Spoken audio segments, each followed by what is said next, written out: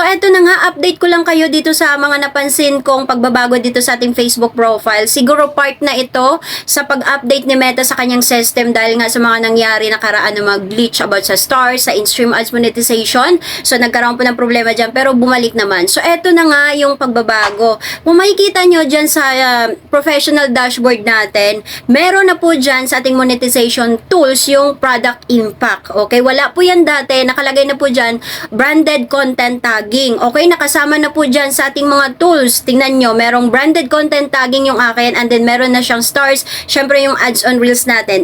Ibig sabihin, yung branded content products mga best is na-add na po dyan sa ating monetization tools. Okay, so etong branded content product na to mga best, dapat tandaan natin na hindi tayo basta-basta mag-tag ng products or ng brand hanggat hindi tayo mismo ang nilapitan ng brand dahil parang outside business na yan. Kumbaga, ibang transaction na yan at kayo na mismo ang mag-uusap ng may-ari ng brand. Okay? Tandaan nyo yan. Yun po yung ibig sabihin dyan sa branded content product.